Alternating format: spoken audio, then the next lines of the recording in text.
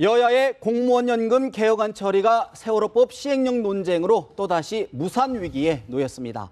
혁신을 앞둔 새정치민주연합에서는 때 아닌 사자성어 정치가 이어지고 있다고 하는데요. 황장수 미래경영연구소 소장, 김철근 동국대 겸임교수 두 분 모셨습니다. 안녕하십니까? 예, 안녕하십니까? 먼저 조금 전에 헌법재판소에서 전교조법, 법의 노조에 관한 근거가 되는 교원노조법에 대해서 합헌이라는 결정을 내렸는데요. 소장님, 어떻게 보셨습니까? 이번 판결? 예, 먼저 배경을 좀 보면요. 네. 전교조는 9명의 해직 교사, 그러니까 현직 교사만 조합원 자격이 있고 중앙노동심사위원회가 이제 최종적으로 판정을 할 때까지만 해직된 네. 사람도 교원 자격이 있다. 이렇게 되어 있기 때문에 해직 교사 9명을 전교조 조합원으로 인정하고 있는 네. 현재 교원 노조에 관한 법률이 법률을 따르고 있지 않다.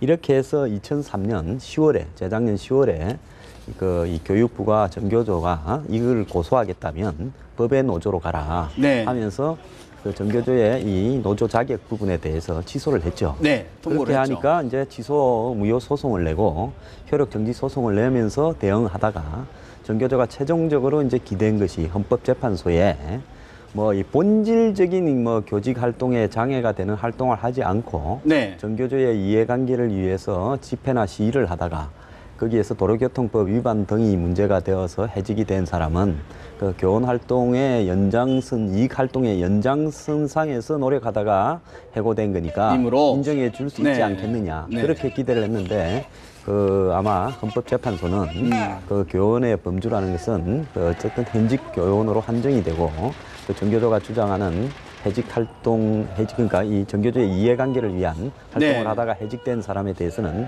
인정하지 않는다라고 최종 결정을 내렸죠. 네. 전교조는 이 부분이 받아들여질 거라고 상당히 기대를 하고 싸웠었는데 오늘부로 완전히 법의 노조가 확정이 되어버린 거 아니겠습니까? 근데 황소심에서 좀 더 봐야 되는 거 아닌가요, 아직? 그렇습니다. 법의 노조로 완전히 확정된 건 아니고, 예, 네. 오늘 헌재가 판결한 것은 교원노조법 제2조 네.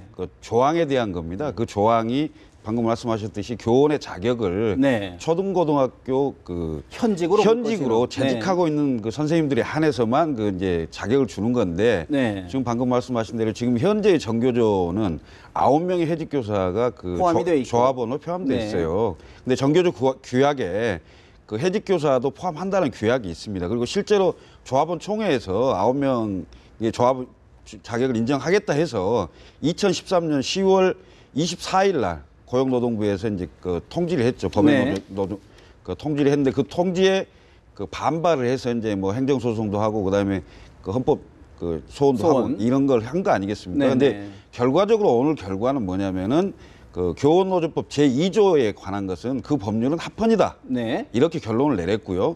그리고 고용노동부에서 통지한 내용이 행정명령이긴 하지만 그걸로 법의 노조로 결정되는 건 아니고 법원의 판단을 받아야 된다는 내용까지 나와 있어요. 네. 그래서 지금 당장 오늘부로 전교조가 법의 노조가 되는 건 아닙니다. 네. 그래서 지금 현재 서울고법에 항소심에 계류 중이죠. 네네. 이 재판이 헌법재판, 오늘 헌법재판소에서 판결이 나오기 전까지는 중지되어 있는 상태였습니다. 네네네.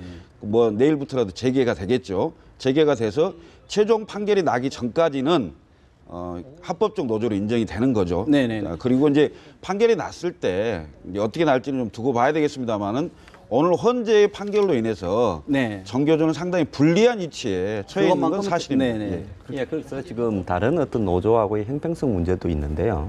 실질적으로 노조원의 자격을 상실한 사람을 한국의 이 노조원으로 인정하는 그런 분야가 없습니다. 네. 그렇기 때문에 오늘 이제 헌재가 그 부분에 대해서 융통성 있게 판정을 했더라면 전교조가 이제 기대할 부분이 여지가 늘어났는데요. 네네. 법원의 행정적인 절차는 남아 있죠. 네네네. 그렇지만은 여러 가지로 전교조에게 더 나은 상황이 발생할 거라고는 기대되지가 않는 그렇죠. 부분입니다. 사실 교육부가 그렇게 판단한 근거 자체가 오늘 합헌 위헌 여부를 근거한 조항에 대한 것이었는데 그것이 이제 합헌 결정을 그렇습니다. 내렸기 때문에 예. 아까 말씀하신 대로 일단 전교조에게는 매우 불리한 상황이 된 그렇습니다. 것만큼은 틀림없는 것 같습니다.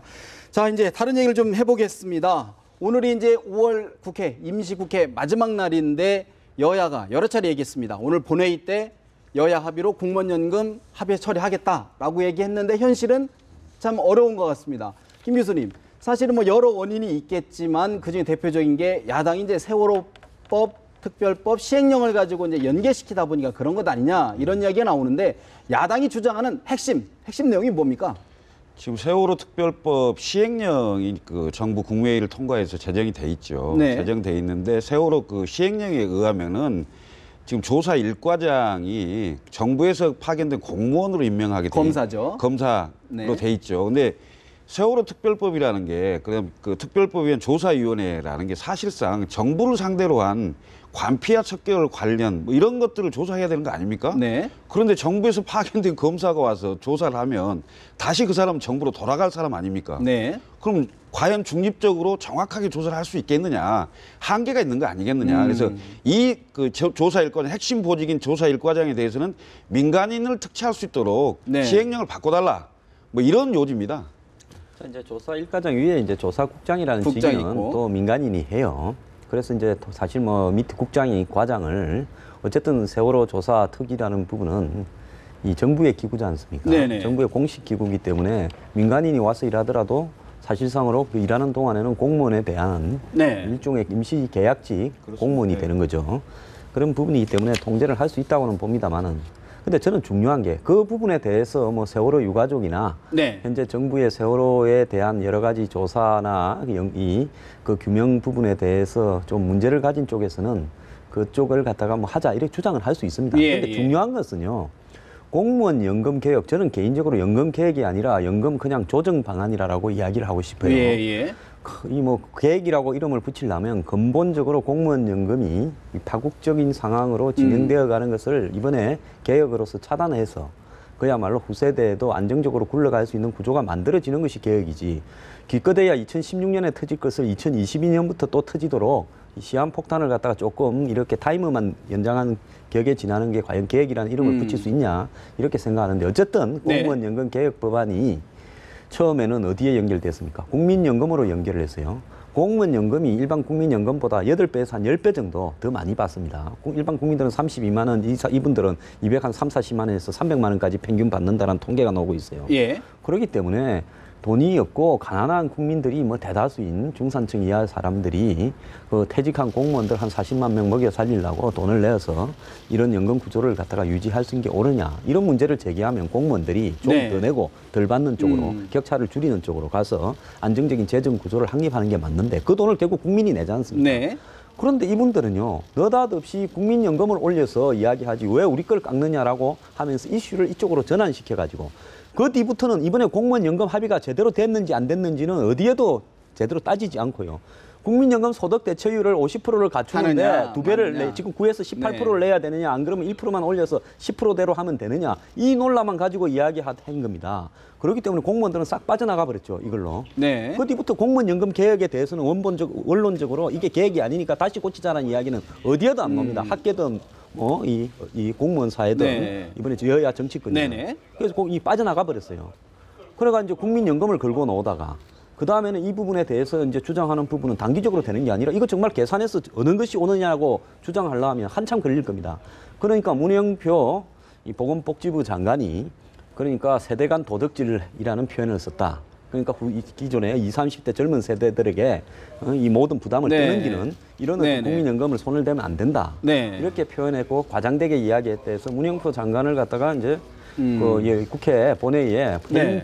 결의안을 내자 했지 않습니까? 네네. 근데 그것도 좀 심했고 결부가 본인이 돼 또 가서 있고. 유감이다라고 네. 또 표시를 했지 않습니까? 그러니까 또 머쓱해요. 그러니까 이제 또 걸고 나온 게 세월호 네. 시행령을 고치자라고 이제 돌고 돌면서 나오는 건데 저는 이 부분에 세월호 시행령을 고칠 필요가 있는가는 그것 자체로 별도로 논의해서 필요하면 주장을 해야 되는 거고 이 공무원 연금 이 개혁 법안에 이렇게 차례대로 국민연금, 문영표 그다음에 이 세월호 시행령 네. 개정까지 그런 것은 매우 적절치 않나? 잘못됐다고 봅니다. 적절치 않다. 상은 지금 현장 국회에서 지금 오후 4시부터 원내대표하고 원내수석 사자 회동을 통해서 최종 담판을 진다고 하는데요. 한번 현장 한번 연결을 해봐서 어떤 상황인지 좀 들어봐야 될 것 같습니다. 박진영 기자, 지금 어떻게 진행되고 있습니까? 네, 2시에 열리기로 했던 5월 임시국회 마지막 본회의가 아직 열리지 않고 있습니다. 여야 간의 입장차가 좁혀지지 않고 있기 때문인데 오전 10시 반 양당 원내수석 부대표의 비공개 협상 이후 1시간도 안 돼 결렬이 됐고요. 그 이후에 이렇다 할 진전은 보이지 않았습니다. 하지만 10분 정도 뒤인 4시에는 새누리당 원내대표실에서 양당의 원내대표와 수석 부대표 간에 2+2 회동이 있을 것으로 알려지고 있습니다. 이때 어떠한 이야기가 나올지는 잠시 뒤에 다시 한번 전해드리도록 하겠고요. 새누리당의 경우 비공개 의총을 열고 어떤 결론을 내렸다기보다는 앞으로 야당과 협상은 계속하겠다. 언제 본회의가 소집될지는 모르기 때문에 당 의원들은 국회 근처에 있어야 된다라는 정도만 이야기해오고 있습니다. 여야의 입장차가 좁혀지지 않는 부분은 바로 세월호 특별법 시행령 수정 문제가 가장 큰 걸림돌입니다. 야당은 세월호 참사 원인을 규명하는 특별조사위원회 핵심 보직을 공무원이 아닌 민간인이 맡아야 한다고 요구하고 있는데 관련 상임위인 농해수위 의결을 통해 시행령 개정을 약속해달라고 하고 있습니다. 반면 여당은 6월 국회에서 정부의 권한인 시행령 수정을 요구할 수 있도록 국회법을 개정할 수 있다고 맞서고 있습니다. 야당의 경우 세월호 특별법 시행령 개정 요구가 받아들여지지 않으면 의사일정 협의도 응하지 않겠다는 강경한 태도를 계속해서 보이고 있습니다. 다른 쟁점이었던 문영표 보건복지부 장관 해임 건의안 제출 문제는 문 장관에게 유감 표명을 요구한 선에서 합의를 본 데다 공무원 연금 개혁안도 어느 정도 접점을 찾아가는 상황입니다. 5월 임시국회에서 공무원 연금 처리가 불발된다면 여야 모두 부담이 커질 수 있는 상황이기 때문에 잠시 뒤 4시에 열리는 양당의 원내대표와 수석 부대표 간 2+2 회동에서 어떤 결과가 도출될지 관심이 모아지고 있습니다. 지금까지 국회에서 연합뉴스TV 박신영입니다. 현장 연결해서 지금 국회 상황을 좀 이야기를 들어봤는데 잠시 뒤죠. 한 5, 6분 뒤에 이제 다시 여야 대표들이 원내대표까지 2+2로 해서 협상을 재개를 하기로 했지만 굉장히 의견차가 지금 크기 때문에 좁혀지지 못하고 있다. 이런 상황을 좀 들어봤는데요. 김 교수님, 사실은 야당 지금 세월호 시행령, 특별법 시행령과 좀 결부시켜서 이야기를 하고 있는데 여론에 사실 좀 굉장히 부담스럽지 않을까요? 그렇습니다. 일단 그 2시 본회의가 지금 연기돼 있는 상태고 4시에 지금 원내대표하고 원내수석 2+2 회담에서 최종 단판을 진다고 하는데요. 지금 야당이 굉장히 궁지에 몰려 있는 상태거든요. 그렇기 때문에 자꾸 뭐 다른 법안들을 같이 연계하거나 보건복지부 장관 뭐 이런 얘기도 하고 세월호 시행령까지 이제 연계하는 연계 전략으로 해서 어떻게든 그 협상력을 높여서 뭔가 하나를 따내려고 하는 것 같은데 실제로 지금 법사위를 통과한 법안 이 54개가 전자서명이 안 돼서 본회의를 못 넘어오고 있잖아요. 이런 부분들 같은 경우는 조금 너무 야당이 과하다. 처리할 건 빨리빨리 처리를 해주고요. 그다음에 반드시 잡아야 될 부분은 잡고 국민들에게 설득력 있게 얘기를 해야 되는데 전부 다 못하게 다 잡아버리고 하면 결국은 야당이 아무리 설득 있게 얘기해봐야 발목 잡기 아니라 이 한마디에 야당이 오히려 후폭풍이 더 세지는 상황이 되지 않겠습니까? 지금 오늘 이 상황도 제가 보니까 그 민간인 조사일과장 민간인으로 임명해달라 이 부분을 가지고 약속을 해달라는 거예요. 야당 입장은 담보를 해달라. 약속을 해달라 이건데 여당은 그건 시행령 부분은 정부의 입장이니까 월권이다 이렇게 맞서고 있거든요. 그러니까 접점은 제가 찾을 수 있는 가능성이 있다고 봅니다. 무슨 얘기냐면 국회에서 할 수 있는 부분만 합의하면 돼요. 자, 그럼 국회 부칙에 넣든 뭐 어떤 간에 합의서를 쓰고 농해수위에서 현재 정부의 시행령이 특별법에 비해서 문제가 있다. 이 부분을 고쳐라. 라고 농해수위 전체에 의결을 하면 됩니다. 의결을 하고 정부에 그걸 요청을 하는 거죠. 최종적으로 고쳐질지 여부는 모르겠습니다만은 월권은 아니죠. 왜? 법에 관한 사항이기 때문에. 그렇습니다. 그러니까 그 새누리당하고 새정치연합이 국회에서 합의할 수 있는 부분은 농해수위에서 의결까지는 합의할 수 있죠. 그런데 그 완전히 고치는 것까지 약속해라. 부분은 새누리당이 그건 사실 월권이죠. 그래서 이 부분이 미묘한 건데요. 사실은 국회에서 할 수 있는 부분까지 합의를 한다면은 양측이 이제 지지자도 있고 뭐 그 새누리당도 마찬가지고 새정치연합도 마찬가지 아닙니까? 더군다나 이제 그 세월호 특별법 같은 경우는 연계해서는 안 될 일이지만 이미 연계되어 있는 상태이기 때문에 결국은 유족들도 있고 열성 지지자들이 많지 않습니까? 이런 상황이 있기 때문에 제가 보기에는 시간이 굉장히 늘어질 걸로 보이고요.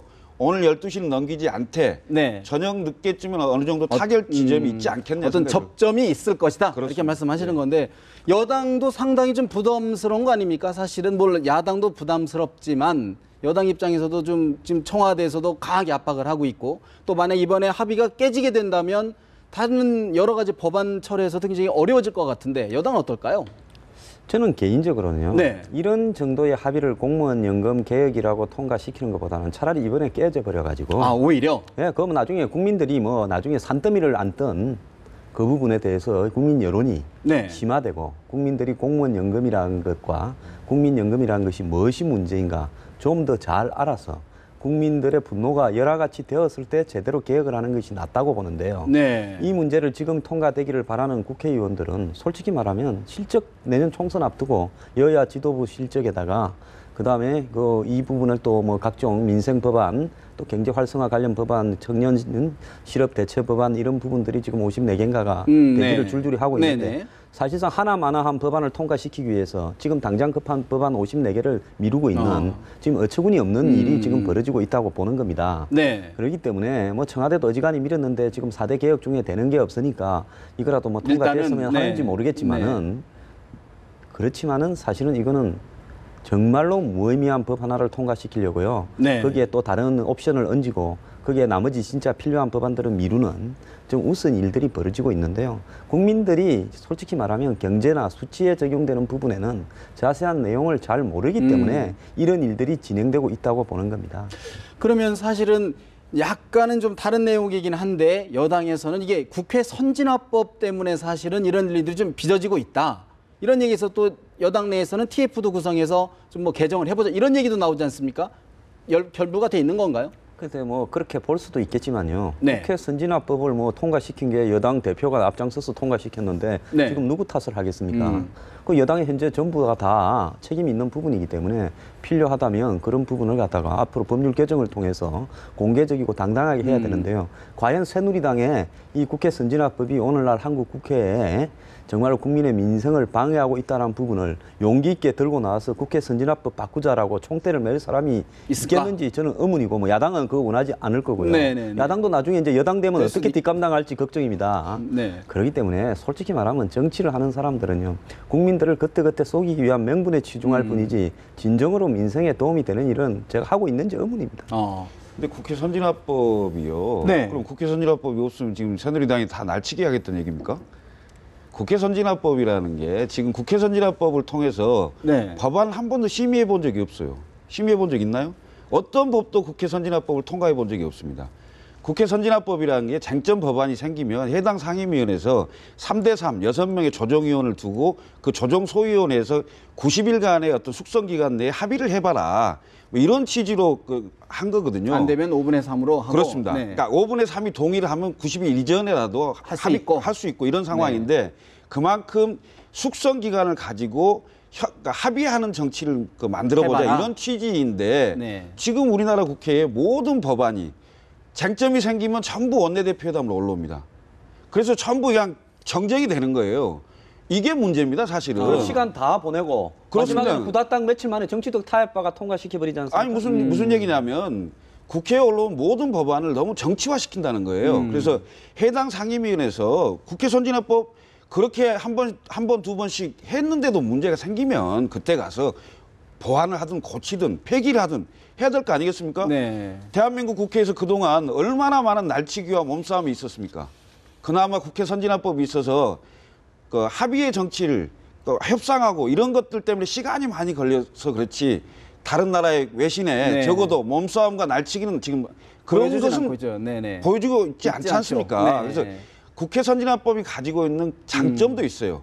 그렇지만 집권당으로서 빨리빨리 처리해야 될 부분을 처리를 못하는 게 답답하겠죠. 네. 그렇지만 제가 보기에는 3개월이라는 숙성 기간을 거쳐서 충분히 상임위원회에서 논의하고 그 쟁점을 그 상임위원회 그 조정위원들이 각각 국민들 상대로 설득하고 이런 작업들을 해보라 이겁니다. 한다면 못할 리 없다. 그렇습니다. 그러니까 너무나 많은 법안들이 쟁점만 생기면 전부 원내대표 회담으로 올라와서 양당이 물러설 수 없는 정쟁의 싸움으로 가는 것이 온당치 않다 이거죠. 네. 이 국회 선진화법을 비판하는 사람들은요. 네. 민주주의의 기본 원리가 다수결인데 다수결의 원리가 적용되지 않고 모든 네. 부분을 다 합의를 통해 가지고 가는 부분. 사실 뭐 5분의 3이라 그러면 어지간하면 여야 합의 안 하고는 불가능하지 않습니까? 개헌 수준이죠. 그러면 네. 이제 이런 부분에 또 반대하는 사람들은 소수의 의견도 존중하는 장치가 마련되어지는 사회가 맞다 이러는데 지금 이제 문제는 뭔가 하면요.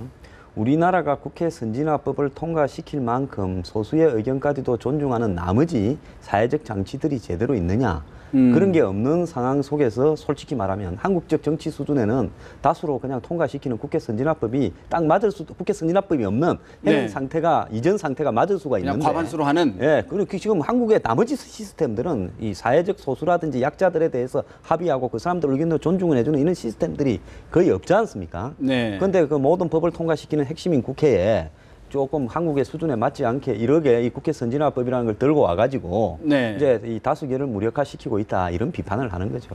알겠습니다. 그 부분은 뭐 어차피 20대 국회 때 들어가서 충분히 또 논의가 될 것 같고요. 자, 이제 다음 주제 한번 넘어가고 있습니다. 야당. 지금 뭐 야당에서 혁신서당이다. 아주 뭐 사자성어가 뭐 난무하고 있습니다. 사실 매우 어려운 얘기인데 김 교수님, 이거 왜 자꾸 이런 혁신 얘기하면서 사자성어가 나온 이유가 뭡니까? 말의 성찬이죠. 말의 성찬이다. 네, 바뀔 건 별로 없는데 당장 현실화는 안 되기 때문에 말은 강하게 해야 될 거 아닙니까? 기대감을 줘야 되고 희망을 줘야 되기 때문에 그렇다고 보이는데요. 제가 보기에는 네. 혁신위가 거의 백지 상태에서 시작을 해야 된다고 봅니다. 무슨 네. 얘기냐면 지금 새정치민주연합이 이대로는 안 된다. 과연 이 정당이 집권이 가능한 정당이냐? 네. 수권 능력이 있는 야당이냐? 회의적인 사람들이 많습니다. 그것을 인정하지 않기 때문에 재보선에서 패배하고 지난 뭐 730 재보선도 마찬가지고 이런 각종 선거에서 실제로 승리하지 못하는 이유예요. 근데 네. 국민들은 야당이 바로 서기를 원하고 있습니다. 그러면 어떻게 바꿔야 됩니까? 집권이 가능한 정당으로 바꿔야 되고 네. 수권 능력을 갖춘 야당으로 바꿔야 됩니다. 그러려면 가장 먼저 중요한 게 정체성과 노선입니다. 지금 우리가 친노 패권주의 얘기하지만은 새정치민주연합 내부에 핵심 다수 세력은 운동권 출신들이 많고요. 그리고 운동권적 사고에 젖어 있는 사람이 많습니다. 네. 저도 80년대 운동을 했습니다만은 학생 운동을 했습니다만은 민주대 반민주 구도에 너무 굳어 있어요. 그래서 이분법적인 사고. 그렇습니다. 그 이분법적 사고에서 새누리당이 하는 건 무조건 반대. 이런 거죠. 근데 네. 그 80년대보다 지금 30년이 지난 이 상황에 우리나라 최고의 스마트폰을 가지고 있는 우리 사회입니다. 얼마나 네. 다양화돼 있고 얼마나 많은 의견들이 많습니까? 틀린 게 아니고 다른 의견들이 많은 거죠. 그래서 당내에서는 486 의원들, 실적 없는 의원들 물갈이하자. 이번에 강의 나온 거 아닙니까? 그 부분은 어떻게 생각하십니까? 제가 보기에는 우선은요. 네. 정체성과 노선을 정확히 확립을 해야 됩니다. 그래서 지금 현재의 어떤 그 뭐 강경 노선으로 갈 거냐, 네. 아니 뭐 혹시 말해 진보 강경 노선으로 갈 거냐, 아니면 중도 개혁 노선으로 방향을 좀 선회할 거냐. 그러니까 중도 개혁 노선으로 방향을 선회할 거면 중도 개혁 노선에 맞는 그 노선에 맞는 사람들이 많아져야 될 거 아닙니까? 다수가 네. 돼야 되지 않겠습니까? 그리고 그 노선에 맞지 않는 사람들은 사실 퇴출 대상이 되는 거겠죠. 네. 이렇게 해서 소위 말하는 수렴해 가야 된다? 그렇습니다. 인적 네. 쇄신이나 물갈이를 하는 데 있어서 정체성과 노선과 그다음에 어떤 여러 기타 어떤 정치적인 역량이나 이런 것까지 같이 봐야 되겠죠. 그렇지만 가장 중요한 건 정체성과 노선에 맞는 사람들이 다수가 돼야 된다는 거죠. 네. 그리고 합리적인 뭐 진보와 뭐 개혁적 보수까지 아우르는 스펙트럼이 넓어지는 이런 정당으로 가야 되는 건데 이 앞에 논의는 없고 네. 지금 그냥 뭐 486 그다음에 호남 다선 네. 물갈이 이렇게 되면요 혁신이 되겠습니까? 안 된다. 그다음에 그 사람들을 물갈이하기 위한 뭐 기준을 세우겠죠. 개인 누구는 검역을 못 하겠죠. 당연히. 왜냐하면 네. 지금 총선이 10개월 남았습니다. 10개월 남아 있는 상태에서 물갈이 기준을 정해요. 뭐 이렇게 뭐 예를 들면 호남 몇 선 네. 이상 뭐 486 중에 뭐 법안 뭐 이렇게 의정 활동 딱 보고 이런 사람들은 물갈이 하겠다. 이러면 거기에 해당될 만한 사람들이 네. 가만히 있겠습니까? 반발하겠죠. 그럼 혁신이 아니 받아들이지 않는다. 최고위원회나 의원총회를 통과할 수 있을까요? 어떤 수긍할 만한 기준을 만들어야 된다. 그런 말씀이시군요. 그게 쉽지 않다는 거예요. 어. 제가 보기에는 가장 먼저 할 일은 아까도 말씀드렸듯이 정체성과 노선에 대한 확고부동한 동의를 얻어야 돼요. 그리고 그 동의 하에서 거기에 적합하지 않는 사람들은 물갈이 대상이 되는 거고 거기에 적합한 외부의 전문가나 다양한 사람들이 영입돼야 되는 거고. 알겠습니다.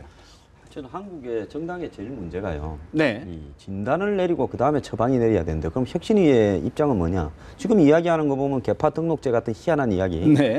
내 족보가 누군지를 뭐 이 커밍아웃해라? 동물도 아니고 말입니다. 그거 네. 어떻게 커밍아웃을 합니까? 전부 지하철로 여기저기 걸쳐 있을 건데.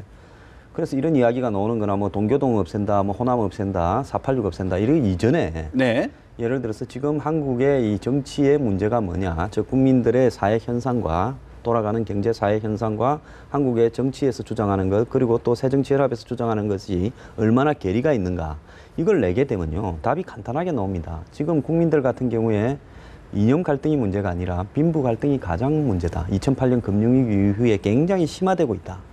그러면서 지금 76%가 새누리당이나 새정치연합을 사실상 지지하고 싶지 않다라는 여론조사 발표가 어제 서강대하고 뭐 내일신문에서 네네. 나왔어요. 그래서 빈부 갈등과 그에 따른 양극화 심화가 오늘날 국민들이 느끼는 가장 심각한 문제다라고 이렇게 보면, 정치가 지금 새정치연합의 입장에서 우리는 어디에 지지 기반으로 하기 때문에 이 문제를 어떻게 접근해야 되겠다, 그 결론이 나오고 네. 거기에 따라서 이번에 혁신위원회에서 해야 될 과제들은 뭐다, 처방이 뭐다. 예, 그렇게 이제 가야 되는데 항상 진단을 잘 안 하고 처방만 가지고 하려고 그래요. 그러니까 이게 의사가 아니라 그냥 동네에 사이비 약국처럼 돼가는 겁니다. 네. 그래서 이 육참 골단인가 이런 그 문재인 네. 대표의 말씀도 있었는데, 저는 그 말을 들을 때 제가 직접 말씀할 때 봤는데 뼈를 깎는 각오로 혁신을 하겠다 이러면 될 건데, 왜 저는 육참 골단이라고 일제시대 때 마치 2차 대전 때 네. 일본 군국주의 사람들이 뭐 출전하기 전에 뭐 뼈와 살을 발라서 국가에 충성하겠다라는 그런 용어를 쓰느냐 했더만, 그 말이요. 네. 그 한문학 전문 교수께서 한 대의, 네네네. 참육 단골이 맞을 걸로 갖고 한문적인 의미에 네네네. 그 육참 골단이라는 일본식 표현이다라고 한 거 아닙니까? 그 그렇죠. 일본의 궁극주의 표현, 어법상으로는 맞지는 않죠. 예. 예, 표현으로 중국 어법상으로는. 느끼지는 어떤 네네네. 표현이에요. 네. 근데 좌우간 이런 사자성어, 뭐 우산 지목이니 이대 도감이니 난무하는 이유 중에 하나가, 그러면 있어 보입니까? 그 사자성어는요, 지금 뭐 이 스마트폰만 검색하면 얼마든지 내 연설하기 전에 멋진 사자성어 동원할 수 있어요. 지금 이번에도 혁신위원장이나 제가 볼 때 뭐 조국, 김상곤 이런 분을 언급하기 전에 혁신위원장이 국민들 앞에 컨테스트를 좀 해서 지금 한국의 정당과 그리고 또 한국의 새정치연합이 처해 있는 문제가 가장 심각한 게 뭐고, 또 국민들이 정당에 바라는 지금 국민들을 둘러싸고 있는 사회 경제적 현상은 뭔가, 네. 이런 부분을 토론을 좀 하게 해가 그 중에서 정확하게 진단을 갖다가 알고 있는 사람을 그 혁신위원장으로 좀 뽑는, 왜 그런 거는 안 하고 말입니다. 좀 네. 누구하고 가까운 사람을 먼저 넣을까, 그래가지고 사람 들고 말입니다. 몇 명, 서너 명 후보 뽑아가지고 이 사람 할까, 이 사람 하면 저쪽에서 반대할 건데 이 사람부터 얹었다가 저쪽에서 반대하면 이 사람 B를 하자, 이런 식으로 하는지 모르겠어요. 그건 안 그러면 뭔 된다. 혁신이 되겠습니까? 그 시간이 없어서 그럴 겁니다. 지금 네. 문재인 대표의 대표직 책임론에 휩싸여서 그걸 좀 비껴가야 되는데, 빨리 혁신위원회를 꾸리고 혁신위원장을 임명해야 되는데 콘테스트 하다 보면 이제 문재인 대표 나가라고 하면 어떡하겠습니까? 양 망해 나는데 뭐. 그런 부분 있는데, 사실은 이제 문재인 대표가 사실은 칼자루를 이제 혁신위에 준 거 아닙니까? 그리고 이제 자신은 내부 단속을 하겠다. 그래서 인사권도 다시 한번 흐트러 보고, 또 뭐 여러 가지 내부 이제 경제, 유능한 경제 정단 뭐 또 위원회 만들겠다, 이런 좀 안을 내고 있는데, 소장님 어떻게 보십니까? 그 뭐 유능한 경제 정당 아니라는 부분이요. 네. 제가 처음에 문재인 대표가 취임을 하셨을 때 좀 우클릭을 하고 중도 성향으로 가면서 그 이제 소득 주도 성장론 이야기를 했을 때 제가 어렵다고 이야기를 했습니다. 저거 갖고는 안 먹혀든다. 뭐 소득 주도 성장론 뭐 그야 간단하죠. 최저임금이나 비정규직에서 이 주어지는 임금을 향상시켜서 밑에서부터 위로 소비가 활성화되는 식으로 경제를 살리겠다. 네. 현재 정부가 양적 완화나 이런 것에서 재정 지출로 위에서부터 내려는 하향식 부분은 어렵다. 낙수로는 어렵다. 그런데 이제 네. 중요한 것은요. 본인이 정확하게 과연 한국의 현실에서 지금 비정규직이나 최저임금을 인상할 수 있는 부분에서 그 이 여건이 되어 있는가? 네. 소득주도 성장론을 하려 그러면요. 지금 1,000만 명에 가까워지고 있는 수많은 비정규직 문제를 어떻게 해야 될 것인가를 이야기하지 않고 소득주도 성장론이 쉽지가 않고, 네. 그다음에 600만 자영업자가 대부분 최저생급이 미만에서 헤매이는 이런 상황에서 최저임금을 갖다가 인상하는 부분에 대한 부분이 어느 정도까지 인상할 것인가, 뭐 야당이 주장하는 것처럼 만 원까지 갈 수 있는가, 이런 부분에 대해서 면밀한 검토가 있어야 되는데, 진지한 검토가 있었느냐? 누군가가 캠프 내부에서 뭐 학자나 뭐 이런 사람들이 이런 걸 소개해서 누구 만나면 그게 그럴싸하면 막 튀어나온단 말입니다. 그리고 이 정책이라는 것은요, 말을 할 때 굉장히 쉽게 국민들 앞에 다가올 수 있는 부분이 있어야 돼요. 그래서 여기서 이제 문재인 대표는 일이 잘못됐을 때부터 네. 처음으로 이 근본으로 돌아가야 된다. 베이식을 해야 됩니다. 네. 근본으로 돌아가서요. 본인이 지금 어디서부터 잘못됐는가. 취임해서 50일 동안 쑥만을 이야기하셨지 않습니까? 네. 그러다가 그 다음에 왜 선거에 지는 형태로 갔는가. 그 과정을 보면 과거에 친노가 비난받았던 여러 가지 요소들이 후보를 공천에서 결정할 때 네. 또 더 나아서 문재인 후보가 출발할 때부터 예를 들어서 이 박지원 후보를 이길 때 그 경선 과정에서 논란이 되었던 문제 네. 뭡니까? 여론조사를 반영하는 거. 음. 즉 출발부터 문제를 안고 시작을 했다가 네. 그다음에 공천이 그렇게 되고 이러니까 결국 호남 광주 정서가 돌아서기 시작한 겁니다. 그렇기 때문에 그럼 내가 여기서 가장 고쳐야 될 게 뭐냐? 당의 모든 선거 구조에서 당원하고 대의원이 결정할 수 있도록 만들고 그 외에 비난을 받고 있는 모바일이나 오픈 프라이머리 네트워크 정당인 이런 것들은 당분간 접어야 되겠다. 내년 총선까지는 완전히 접어야 되겠다. 본인 스스로가 그런 것들을 받아들이겠다라는 자세가 중요한 겁니다. 할 수 있는 것만 먼저 일단 해야 된다. 예, 여러 가지 그런데 노력을 좀 그런 하자. 부분을 그런 갖다가 얘기군요. 뒤로 감추고요. 이게 네. 지금 반대로 가고 있어요. 예, 사실은. 그런 걸 뒤로 그러니까 감추고 정당 개혁이라는 이름 하에 사실상 그 당원과 국민들에게 뭐 권한을 주는 게 아니고 네트워크 정당을 해서 네. 조직된 시민들이 일일 당원이나 이런 걸로 해서 사실상 공천 과정에 개입할 수 있도록 네. 네트워크 정당을 얘기하는 게 사실상 친노를 강화하는 방향으로 동원된 청중에 의한 그런 개념이 되는 당의 거고요. 역할이 약해지는 쪽으로 가고 있다는 그렇습니다. 말씀. 네. 한 말씀 더 드리면 이제 그 소득주도 성장론 얘기하잖아요. 네. 사실은 그 클린턴이 왜 집권을 하게 됐는가를 고민해볼 필요가 있어요. 클린턴 선거구호가 뭡니까? 바보야 문제는 경제야. 오늘 시간 좀 더 얘기를 좀 자세히 들어봤으면 좋겠는데 오늘 여기까지 들어야 될 것 같습니다. 두 분 말씀 고맙습니다.